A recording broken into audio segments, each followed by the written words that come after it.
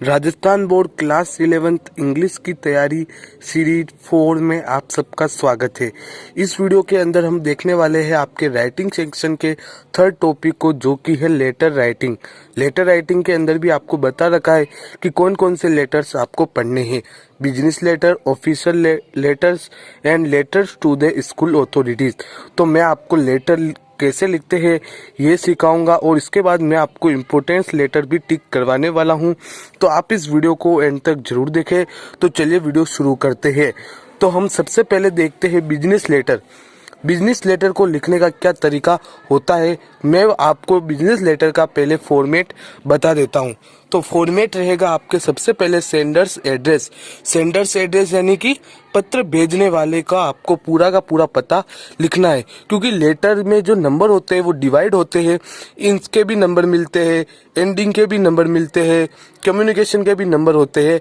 तो आप इनको बारीकी से समझे। सेंडर्स एड्रेस लिखना है सबसे पहले, मतलब पत्र भेजने वाले का पता। फिर आपको लिखना है डेट यानी कि दिनांक लिखनी है। इसके बाद आपको लिखना है लेटर नंबर या रेफरेंस नंबर इफ एनी। एक लेटर नंबर होता है वो आपको लिखना है, और लेटर नंबर आप नहीं भी लिखोगे तो भी चल जाएगा। फिर designation, name and complete address of the recipient, मतलब जिसको आप पत्र भेज रहे हो, जो पत्र रिसीव करने वाला है, इसका आपको पूरा पता यहाँ पर लिखना है। फिर आपको सब्जेक्ट लिखना है कि आपने ये लेटर्स किस विषय में लिखा है। इसके बाद सैल्यूटेशन, सैल्यूटेशन यानी संबोधन करना है। सर है तो डियर सर, मैडम है तो डियर मैडम। फिर कम्युनिकेशन, कम्युनिकेशन क्या होता है, ये पत्र का केंद्रीय भाग होता है। आपको लगभग बराबर बराबर शब्दों के 2 या 3 पैराग्राफ बनाने हैं। आपकी भाषा होनी चाहिए वो मधुर व स्पष्ट होनी चाहिए, वाक्य शॉर्ट होने चाहिए। कम्युनिकेशन लिखते समय भूमिका न बनाए, जो विषय प्रेषित करना है उसे सीधे ही लिखना आरंभ कर दे। तो कम्युनिकेशन के अंदर आपको अपने मुद्दे की बात लिखनी है कि आप क्या कहना चाहते हो इस पूरे लेटर के अंदर। फिर आपको करनी है एंडिंग। तो एंडिंग, तो बिजनेस लेटर के आपको एंडिंग इस तरह से करनी है, awaiting to hear from you soon. फिर क्लोजिंग फ्रेज, क्लोजिंग फ्रेज के अंदर आप यूर सिंसियरली या फिर यूर फेथफुली यूज कर सकते हैं। फिर सिग्नेचर आपको हस्ताक्षर करने हैं, और यहाँ पर name of the business firm, business firm का आपको नाम लिखना है।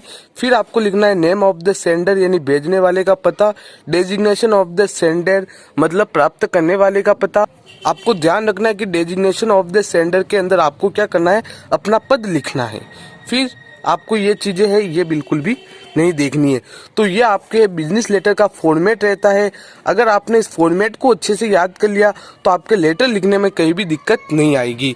तो यहाँ पर आपको देख सकते हो कि सेकंड के अंदर दे रखा है parts of business letters. Business letter के सभी पार्ट्स है, इनको आप देख लीजिएगा। ये पार्ट्स आपको बिल्कुल बहुत ही आसान शब्दों में समझाए गए हैं। सेंडर्स एड्रेस, डेट, फिर लेटर नंबर, रेफरेंस नंबर, चौथा है designation, name and complete address of the recipient, पांचवा सब्जेक्ट, छठा सैल्यूटेशन, सातवां कम्युनिकेशन, और इसके बाद 8वें में आपको क्या करना है, एंडिंग। 9वें में आपको क्लोजिंग फ्रेज का यूज करना है। 10वें में सिग्नेचर।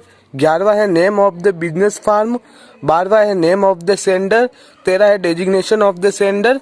तो बस ये 13 स्टेप है, इन 13 स्टेप्स को आप फॉलो कीजिए, और ये जितनी भी चीजें बता रखी है आपको, इनको आप एक बार पढ़े और अच्छे से याद करें। तो आपका लेटर का आधा काम तो हो ही गया, मतलब 8 में से 4 नंबर तो आपके पक्के हो ही गए हैं। तो यहाँ पर अब मैं आपको इम्पोर्टेंस लेटर है वो टिक करवाता हूँ। यहाँ पर पहला है letters for business inquiries asking for information. तो इसके अंदर मैं आपको इम्पोर्टेंस लेटर बताता हूँ। तो इसके अंदर आपको सबसे पहले जो लेटर पढ़ना है वो पढ़ना है लेटर नंबर 3। वो क्या है, to open a saving bank account. आपको एक सेविंग बैंक अकाउंट खोलना है। इसके लिए आप लेटर को याद कीजिएगा।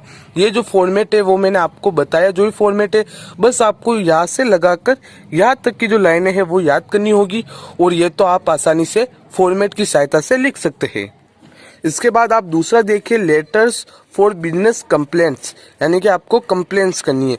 तो इसके अंदर आपका जो पहला लेटर है वो आप अच्छे से याद कर लीजिएगा। You have had a defective washing machine from the dealer, write to him for its replacement. तो इस लेटर को आप अच्छे से याद कीजिए। इसी तरीके से चौथे नंबर पे है complaints about the defect colour TV. वहां पर क्या था, हमारा वॉशिंग मशीन था, और यहाँ पर क्या है, हमारा टीवी। और इसके बाद आपका जो तीसरा लेटर है वो letter for placement of a person.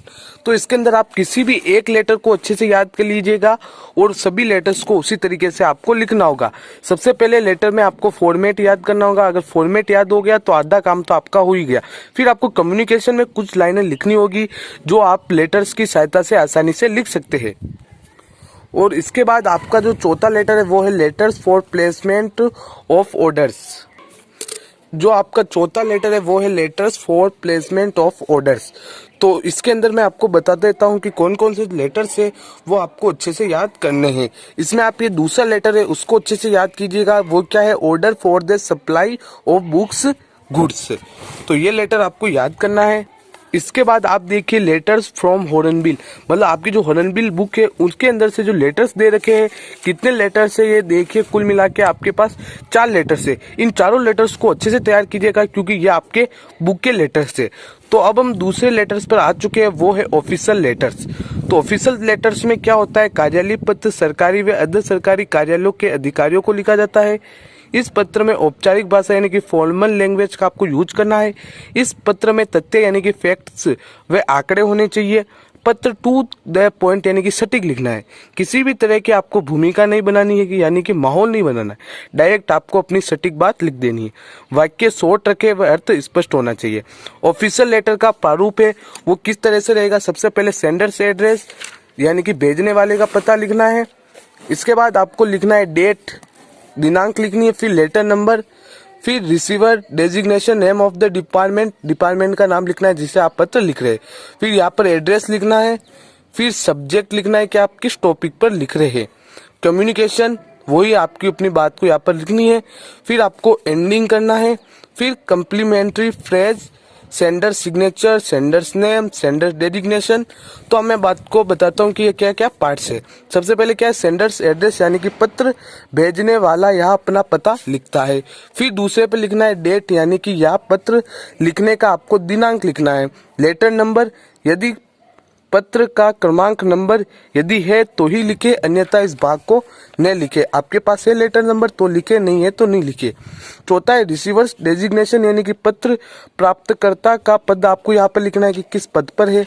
पांचवा है डिपार्टमेंट का नाम लिखना है कि आप किस डिपार्टमेंट को पत्र लिख रहे हैं। फिर आपको एड्रेस लिखना है कि जो पत्र प्राप्त करने वाला अधिकारी है उसके कार्यालय का पता लिखना है। सातवें में आपको सब्जेक्ट लिखना है, पत्र किस बात से संबंधित है ये सब्जेक्ट के अंतर्गत लिखना है। इसे आपको सिर्फ एक लाइन के अंदर ही लिखना है। सैल्यूटेशन, मैम है तो सर, और सॉरी सर है तो डियर सर लिखे या फिर सर ही लिख सकते हैं, और मैडम है तो मैडम लिख देना। फिर नवा है कम्युनिकेशन, पत्र किस विषय पर है उसे प्रमाण तथ्यों व आंकड़ों सहित यहाँ पर लिखना है। कम्युनिकेशन को 2 या 3 या अधिक पैराग्राफ में आपको बांटना है। एक पैराग्राफ में एक बिंदु ही उठाए। कम्युनिकेशन संक्षिप्त व सटीक रखना है। तो ये कम्युनिकेशन होता है जो ही थोड़ा हार्ड पड़ता है, वरना ये सभी चीजें आसान होती है। फिर एंडिंग कर देनी है आपको। एक लाइन याद कर लीजिए एंडिंग में, I hope you will take necessary steps. एक लाइन याद कर लीजिए। यहाँ पर 4 लाइन से जो आपको अच्छे से याद होती है वो आपको याद कर लेनी है। 11वां एक कम्प्लीमेंट्री फ्रेज यानी कि यूअर्स फेथफुली का सामान्यतः यूज किया जाता है। प्रिंसिपल्स आदि के लिए आप किसका यूज करेंगे? यूअर्स ओबीडेंटली का। 12वां है सेंडर सिग्नेचर यानी कि भेजने वाला अपना हस्ताक्षर करेगा। फिर सेंडर का नेम लिखना है। फिर सेंडर डेजिग्नेशन यानी कि पत्र लेखक का पद यहाँ लिखना है।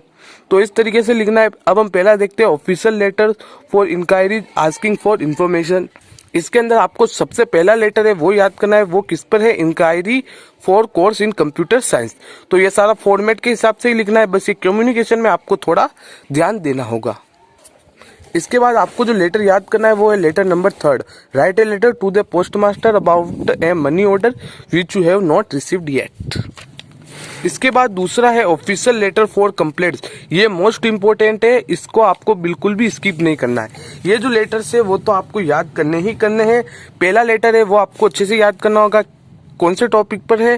Irregular delivery of letters in Ramnagar locality. फिर जो दूसरा लेटर है वो भी इम्पोर्टेंट है, a request to ban the use of loud speaker. Loud speakers के यूज पर बैन के लिए आपको क्या करना है? एक पत्र लिखना है। इन सैनिटरी कंडीशन, ये भी मोस्ट इम्पोर्टेंट है, इसको भी आपको अच्छे से याद करना है।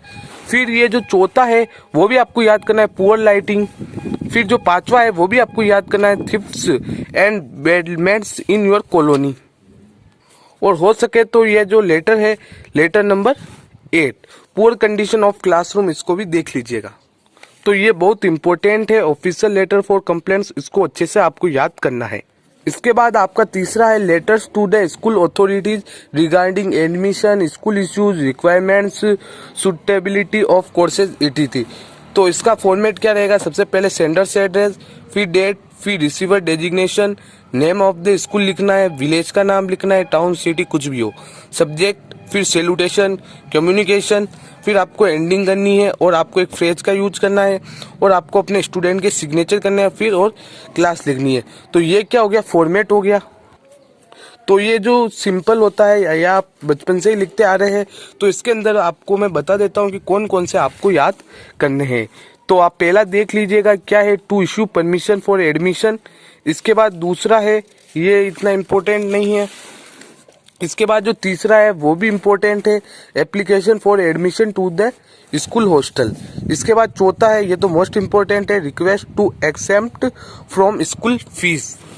इसके बाद आपका जो पांचवा है, to issue book from library, ये भी इम्पोर्टेंट है। छठा तो आपको आता ही होगा, टू इशू करेक्टर सर्टिफिकेट। और फिर जो सातवां है वो है आपके टू इशू TC यानी कि ट्रांसफर सर्टिफिकेट का, इसको भी देख लीजिएगा। ये बहुत सिंपल है, स्कूल स्तर के है जो आप छोटी क्लासों में करते आ रहे हो। इसके बाद जो लेटर नंबर 12 है वो मोस्ट इंपॉर्टेंट है, to arrange extra teaching classes. ये मोस्ट इंपॉर्टेंट है, ये अब की बार आपके आ सकता है। तो बस ये इस तरीके से ये कुछ इंपॉर्टेंस लेटर थे। आप लेटर का सबसे पहले फॉर्मेट देख लीजिएगा, क्योंकि लेटर के फॉर्मेट से ही आपके आधे नंबर तो आ जाएंगे। और इसके बाद जो मैंने लेटर्स बताए हैं उन लेटर्स को एक बार अच्छे से देख लीजिएगा। तो आपको ये वीडियो कैसी लगी कमेंट बॉक्स में अपना फीडबैक जरूर दें। और अगर ये वीडियो पसंद आई है तो इस वीडियो को लाइक करें, शेयर करें, और चैनल पर पहली बार हो तो चैनल को सब्सक्राइब करने के साथ ही पास में आने वाले बेल आइकन को प्रेस करें।